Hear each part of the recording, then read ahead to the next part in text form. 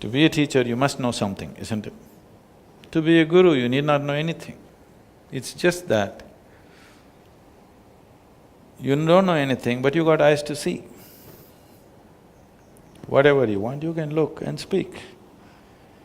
But to be a teacher, you have to know something. If you don't know anything, you can't make a teacher, isn't it? To be a guru, you don't need to know anything. Just a certain level of perception, that's all. You're not knowledgeable about anything. It's easy. Being a teacher is difficult because you will have to remember so many things.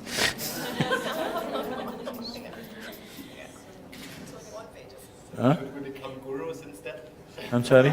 Should we become gurus instead of teachers?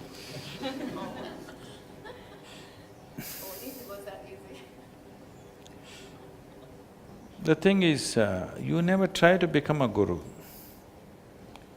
If people notice that you have a certain level of perception, people will recognize you as one. You never ever try to become one.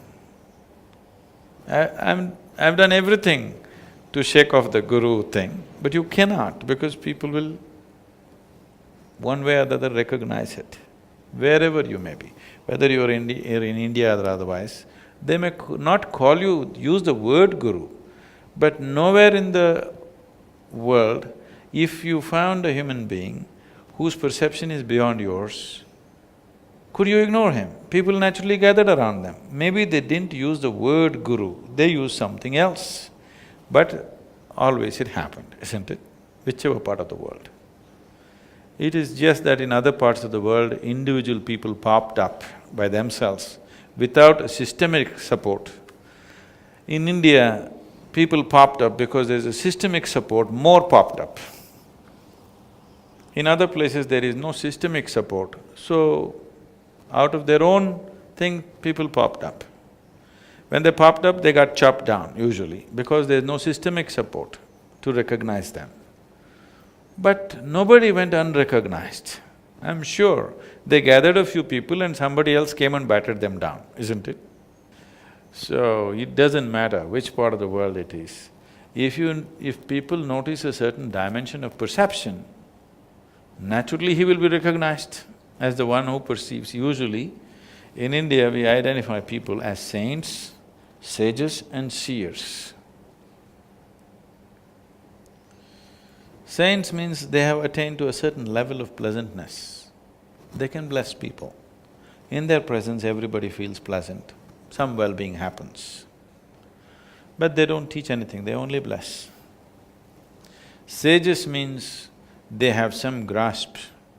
They have become pleasant, their energies have become pleasant, but they have also grasped some knowledge, particular dimensions of knowledge.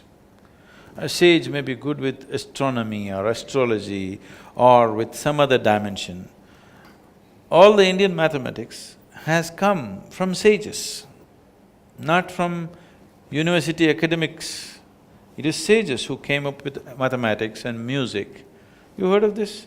Shiva himself is a great mathematician, musician, dancer, all these things because math came naturally. When somebody looked deep enough into the existence, the mathematic background of it started finding expression in human intelligence and so they naturally became mathematicians.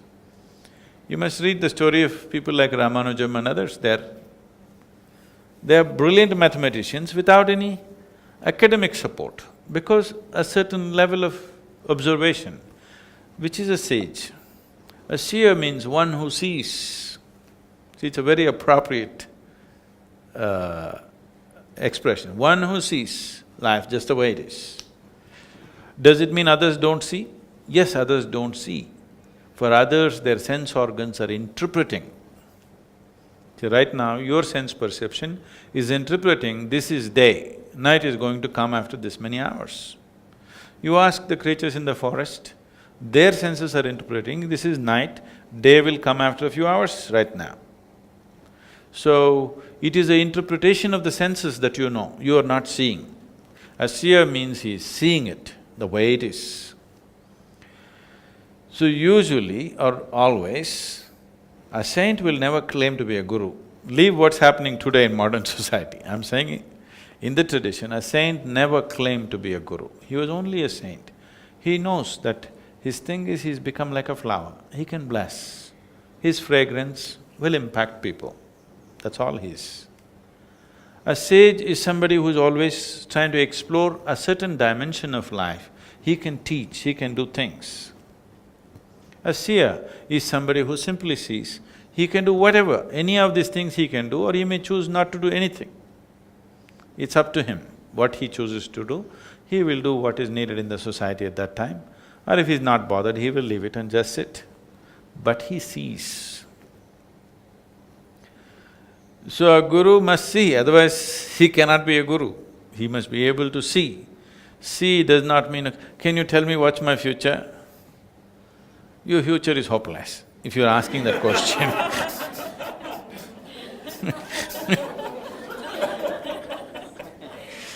If you're asking that question, it's a hopeless future, because if your idea of your future being better is only a question of, will I get the job, will I have money, will I pay my taxes, will I pay my bills, this is not a future. This is… you're just becoming a particle in the existence, you will go round and round in some way. So, future, once you see a certain way that the life is manifesting today, if I say if you do this, this and this, it can manifest in some other way, if I can suggest the right thing to you, that is because you have seen, so that is a seer. If one cannot see, he should not be a guru. Seeing not just the human aspect of it, the existential aspect of it, to be able to see. See, these days some technologies have come, I don't know the names of these technologies, but some things I saw are really phenomenal, okay? See, right now, if you sit here, let's say you're doing asanas, let us say you do all these asanas and you go away. Now in the space where you did asanas, there is a certain memory. Today, there are, whatever they call them, I don't know what, there are ways to image this. You sat here, did something and went. Now they can come and image this, what all your things that you did. What is the use of this, how to go to this, they can only think in terms of war, okay? They'll think how to use it in the military usage, that's a different thing. But if you do asanas here and you go away, if I walk into this hall, I will see what you have done, your asana. Is it a process of liberation or is it a way of tying yourself into knots? This can be seen. If I see you're doing something like this, then it is not said you're doing this, do this, we will suggest something else. You must have the sense to just do that. Some simple thing, I'll say, hey, why don't you take a walk and come? Why should I go for a walk? Morning I walked. Okay. Because the moment you try to logically decipher these things won't work. So always these things are done in subtle ways. Only few people have the sense to follow those subtle instructions. All of them will question and debate, discuss with everybody and destroy it in no time. So, okay, wait for another 12 years, let's see. Moments come in one's life. In one's cycle of doing things, certain moments come in your life. At that moment when the necessary intervention is made, if you don't take it, that moment will pass and we'll have to wait. If you have the power to create your own moment, not waiting for any cycles, that would be the most fantastic thing to do. But not everybody is there, they will have to wait for that moment. But when that moment comes, naturally instructions will come. Now when I say this, all kinds of flaky minds will start looking at everything as a sign from California, They receive all kinds of signs every day. So there is a danger to these things, but at least when proper verbal instructions are given, people should have the sense to do it. Otherwise, because if I try to explain and do it, it'll not work. Why will it not work? Why can't you do this? See, this is the simple thing. Between your body, physical body and your mind, there's a certain subtlety. that what happens in your mind cannot be interpreted the same way as we interpret the physical movements, isn't it? What happens in your emotion cannot be logically interpreted as it happens in your mind, isn't it so? As things get subtle, it becomes less and less available to the logical process. If we do not understand this logic, if you try to handle everything as you handle physical material, human beings will die. If you try to handle human beings as physical quantities, you will see nobody will be with you, isn't it? Yes or no? Don't you relax the rules of the physical for handle human beings? Somebody is far away, you say 1, 2, 3, 4, okay, 4 people. But if they're with you in your home, as your family, don't you relax this laws of physical to interact with them? If you don't, you will not know any human being on this planet. So this relaxation has to progress. As it goes, if your life has to evolve, you must release more and more things from this. But for doing this, you must have a very stable, logical mind. If you don't have this, you will go off into hallucinatory processes. This is the thing about spiritual process, that if you establish a very stable body and stable mind, then we can take you into illogical things experientially.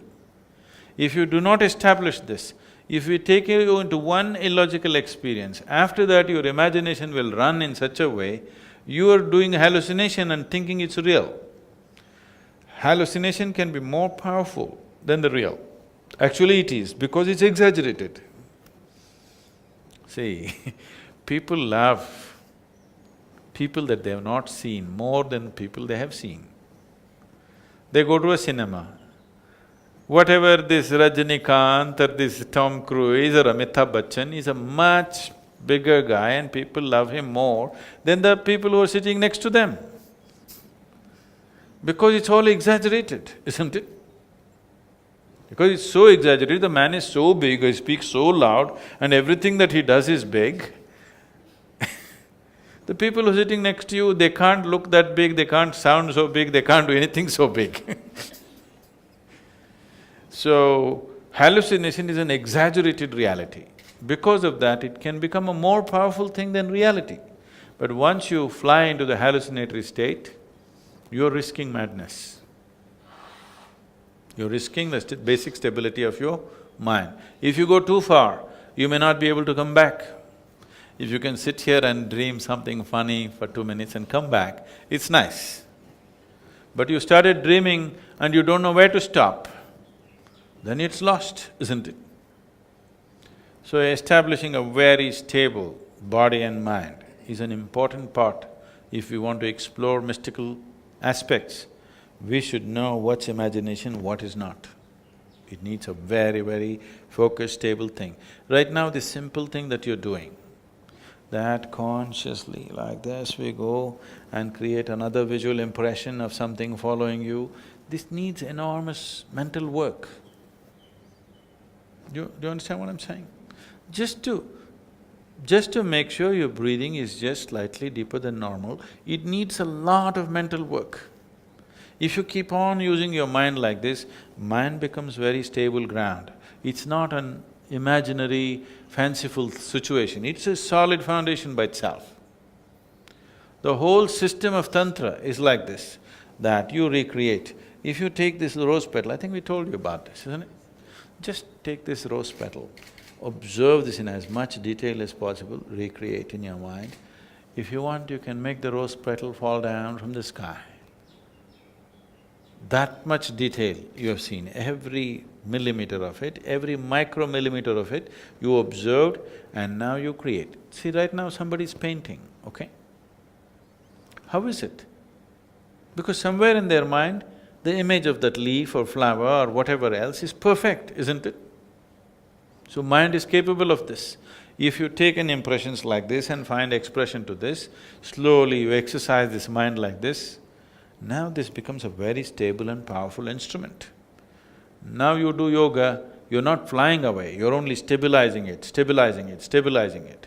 If it is so stable, you can land just about anything on it.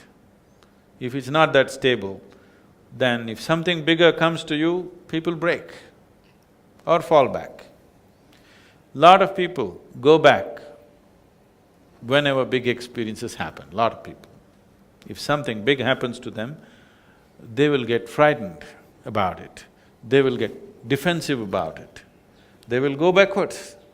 But if they had a very stable mind, they would go… whenever something big happens, they would move forward. This is happening to people not only in spiritual process and mystical dimensions, even in simple physical life. What I'm observing most of the time is if life works, most people become utterly stupid. Very few people use their wealth and affluence for their well-being. Most other people become idiotic. They're going backwards simply because things worked. This need not be so.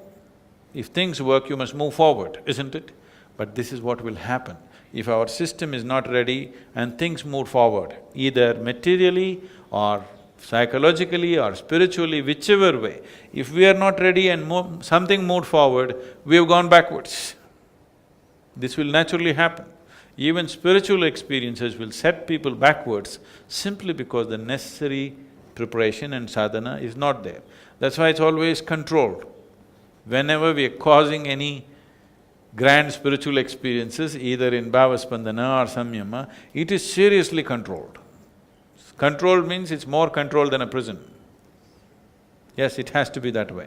If you leave it, people will fly away into all kinds of things, but that will not be good for them. It'll set them backwards.